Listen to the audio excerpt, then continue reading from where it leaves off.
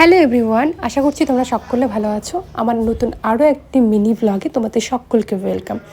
এইমাত্র ঘুম থেকে উঠলাম, আর আজকে ঘুম থেকে উঠতে উঠতে প্রায় অনেকটাই লেট হয়ে গেছে, প্রায় 8টা বাজিয়ে দিয়েছি। বাবার বাড়িতে আছে বলে কথা। কালকে আমার শরীরটা এতটা পরিমাণ খারাপ ছিল যেই কারণে কালকে কোনো রকম ভিডিও আমি তোমাদের সঙ্গে শেয়ার করতে পারিনি।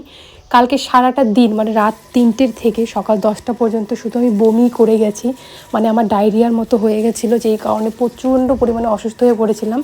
তো প্রচুর ট্যাবলেট খেয়েছি, তারপরে ঠিক হয়েছি। ঘুম থেকে উঠে ব্রাশ করে এখন দেখো আমি জল নিতে এসেছি, জল গরম করব, তাই জন্য এই জগটা নিয়ে আসলাম।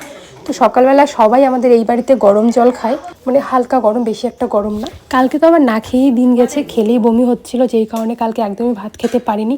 সকালে উঠেই আমার ভীষণ খিদে পেয়ে গেছে, আর মা এদিকে তাই জন্য রুটি বানাচ্ছিল। তো সবাই হচ্ছে সকালবেলা চা দিয়ে রুটি খাবো, আর আজকে আমি কিন্তু একদম সুস্থ হয়ে গেছি। বাবা এদিকে ছেলেকে নিয়ে ঘুরে বেড়াচ্ছিল, কারণ আমার ছেলে একদম ঘরে থাকতে চায় না, ওকে খালি হেঁটে নিয়ে বেড়াতে হবে, ঘোরাতে হবে, এরকম আর কি।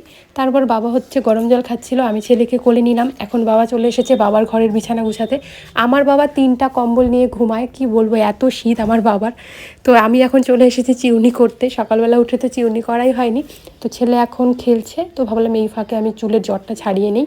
আর কালকেই শ্যাম্পু করেছিলাম, কন্ডিশনার লাগিয়েছিলাম, আর চুলগুলো দেখো কত সুন্দর সিল্কি হয়েছে আজকে, তাই না?